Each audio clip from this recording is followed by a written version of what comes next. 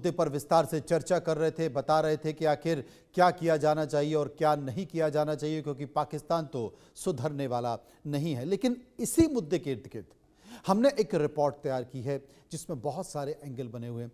एक नज़र इस रिपोर्ट पर।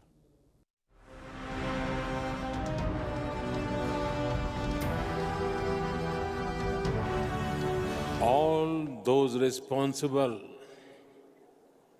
will be brought to justice. Operation Sindoor 2.0 की आहट दिख रही है। दिल्ली धमाके पर पीएम मोदी की चेतावनी से पाकिस्तान में हड़कंप मचा हुआ है, क्योंकि इस धमाके के बाद पाकिस्तान में साफ तौर पर खौफ दिख रहा है। पाकिस्तान को भारत से हमले का डर सता रहा है, इसलिए पाकिस्तान में सबसे हाई क्वालिटी का सिक्योरिटी अलर्ट जारी किया गया है। इसके अलावा पाकिस्तान में नोटम यानी नोटिस टू एयरमैन भी जारी कर दिया गया है। पाकिस्तानी वायुसेना और नौसेना को तैयार रहने कहा गया है। मीडिया रिपोर्ट के अनुसार पाकिस्तान में जारी यह सुरक्षा अलर्ट अप्रत्याशित है। जानकारी के अनुसार पाकिस्तान ने अपने सभी एयरबेस और एयरफील्ड को रेड अलर्ट पर रखा है, क्योंकि उसकी खुफिया एजेंसियों ने भारत की ओर से जवाबी कार्रवाई की आशंका जाहिर की है। रिपोर्ट में दावा किया गया है कि पाकिस्तानी सेना प्रमुख असीम मुनीर की वायुसेना को हेडक्वार्टर से साफ निर्देश मिले हैं कि वे अपने फाइटर जेट को अलग अलग एयरबेस पर किसी भी समय टेक ऑफ के लिए तैयार रखें और साथ ही साथ मुल्क के एयर डिफेंस सिस्टम को भी शॉर्ट नोटिस में एक्टिवेट करने का इंतजाम कर लें। दरअसल पीएम मोदी की चेतावनी ने साजिशकर्ताओं को सबक सिखाने की बात कह दी है। उसके बाद पाकिस्तान की सेना ऑपरेशन सिंदूर 2.0 की आहट से डरी हुई है और खुद मुनीर खौफ में हैं। हमारी एजेंसियां इस षड्यंत्र की तह तक जाएगी। इसके पीछे के षड्यंत्रकारियों को बख्शा नहीं जाएगा। पीएम मोदी ने इसी तरह की चेतावनी पहलगाम हमले के बाद बिहार की धरती से दी थी और उसके बाद दुनिया ने ऑपरेशन सिंदूर में पाकिस्तान में मौजूद आतंकी ठिकानों और फिर उसके रक्षा ठिकानों को तबाह होते अपनी आंखों से देखा था।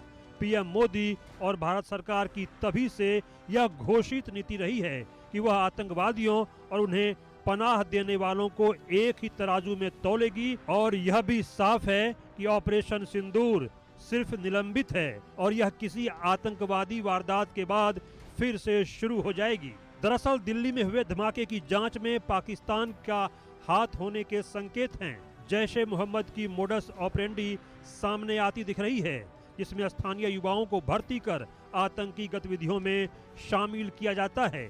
जांच एजेंसियों को जैश के मॉड्यूल और आईएसआई के समर्थन के बारे में अहम जानकारी मिली है और वे मामले में आगे की कार्रवाई कर रही हैं। इस धमाके का मास्टरमाइंड और आत्मघाती हमलावर माना जा रहा डॉक्टर मोहम्मद उमर और उसके बाकी तीनों डॉक्टर सहयोगियों doctor Muzammil Shakeel, doctor Adil rather और डॉक्टर शाहिद के तार भी किसी न किसी रूप में पाकिस्तान में भारत के खिलाफ सक्रिय इसी आतंकी संगठन से जुड़ रहे हैं। इसके अलावा फरीदाबाद से डॉक्टर शाहीन गिरफ्तार हुई है। जैश-ए मोहम्मद से डॉक्टर शाहीन का लिंक बताया जा रहा है। शाहीन के पास महिला विंग का जिम्मा था। शाहीन को महिला विंग तैयार करनी थी। जैश ने इसे भर्ती करने का जिम्मा सौंपा था। जैश की महिला विंग जमात उल मोमिनात है और पाकिस्तान में सादिया अजहर इसकी प्रमुख है। मसूद अजहर की बहन है सादिया और मसूद अजहर कंधार हाईजैक का मास्टरमाइंड है। दिल्ली के लाल किले के सामने हुए बम धमाके के जांच के तार आतंकी संगठन जैश-ए मोहम्मद से जुड़ते नजर आ रहे हैं। राष्ट्रीय जांच एजेंसी एनआईए इस मामले में लिंक की जांच कर रही है। जैश-ए मोहम्मद की स्थापना आतंकी मसूद अजहर ने 1999 और 2000 के बीच IC 814 बंधक अदला बदली में रिहा होने के बाद की थी। यह संगठन पाकिस्तान के बहावलपुर में एक्टिव है। जैश पर भारत में कई हमलों का आरोप है, जिसमें 2001 में संसद पर हमला और 2019 में पुलवामा में एक मिलिट्री काफिले पर हमला भी शामिल है। हालांकि भारत ने कई जवाबी कार्रवाई के बाद जैश के इंफ्रास्ट्रक्चर को खत्म कर दिया है। मसूद अजहर के छोटे भाई अब्दुल रऊफ अजहर सहित सीनियर नेताओं को मार गिराया गया है, लेकिन अभी भी यह ग्रुप पाकिस्तानी डीप स्टेट के समर्थन के कारण फल फूल रहा है।